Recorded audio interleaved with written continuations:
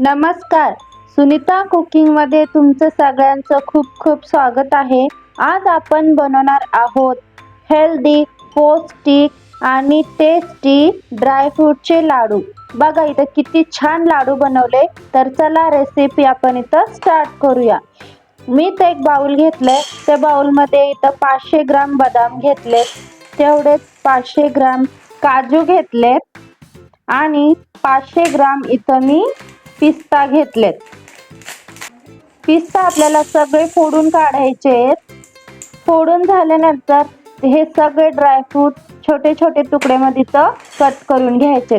तेवढेच मी इथं काळे मनुके घेतलेत आणि अंजीर पण 500 ग्रॅम घेतलेत. हे सगळे अंजीर आपल्याला वेगळे वेगळे करून कट करून घ्यायचे. एका बाउलमध्ये काढून कट करून घ्यायचे. 500 ग्राम मी इथं खोबरा घेतलंय. खोबरं आपल्याला किसून टाकायचंय. मी तर एक पॉकेट पेंड खजूरचं घेतलंय 500 ग्राम. ह्याला काढून याचे आतमधले पण आपल्याला सगळे बी काढून घ्यायचे. आणि 100 ग्राम इथं मी अक्रोड घेतले, हे पण आपल्याला कट करून घ्यायचे.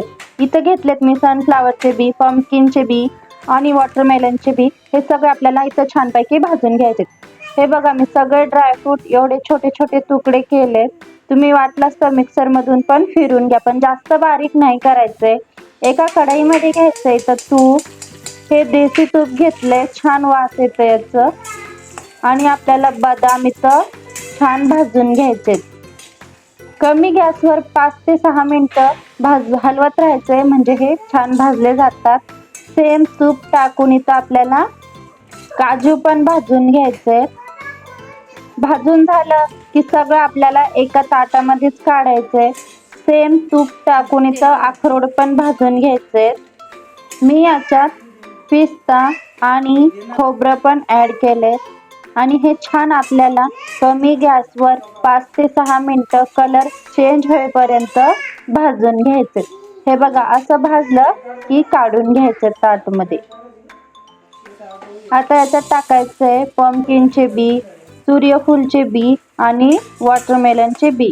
हे सगळं आपल्याला इथं छान भाजून घ्यायचे. असं चटचट आवाज आलं तोपर्यंत इथं सारखं हलवत राहायचंय. नंतर याला टाकायचं एका मिक्सरच्या भांड्यामध्ये आणि छान याला मिक्सर मधून फिरून घ्यायचंय. असं बारीक पीठ बनवून घ्यायचंय. ते पण ड्रायफ्रूट मध्ये ऍड करायचे. आता मी इथं 500 ग्राम मखाने घेतले, त्यांना पण छान क्रिस्पी होईपर्यंत भाजून घ्यायचे आणि ते पण आपल्याला एका मिक्सर भांड्यात काढायचे. याला पण छान बारीक मिक्सर मधून फिरून घ्यायचे आणि सगळं एकत्र करायचे. नंतर मिक्सरच्या भांड्यात घेतलेत मी पेंड खजूर बी काढून घेतलेत, काळे मनुके आणि छान मिक्सर मधून फिरून घेतलेत. असं फिरून झालं कढईमध्ये घ्यायचे 1 चमचा तूप, त्याच्यात टाकायचे काळे तीळ. तीळ आपल्याला 2 मिनिटं हलवून घ्यायचंय तूप मध्ये. नंतर टाकायचे आपल्याला मनुके आणि पेंड खजूर जे आपण मिक्सर मधून फिरवलं होतं ते, आणि 2 मिनिटं मिक्स करून घ्यायचे. नंतर मी इथं 1 किलो गूळ घेतले. याच्यात साखर नाही घालायची, आपल्याला गूळ घालायचंय आणि गूळ टाकल्यानंतर छान याला मिक्स करून घ्यायचंय. गुळाचा आपल्याला इथं पाक करून घ्यायचंय. याला कमीत कमी 10 ते 15 मिनिटं गॅसवर हलवत राहायचंय. असं पाक झालं चमच्यानी वरतून बघायचंय. असं पातळ झालं तरच आपल्याला इथं गॅस बंद करायचंय. आता आपण जे ताटमध्ये ड्रायफ्रूट काढले होते ते सगळे मिक्स करून घ्यायचे.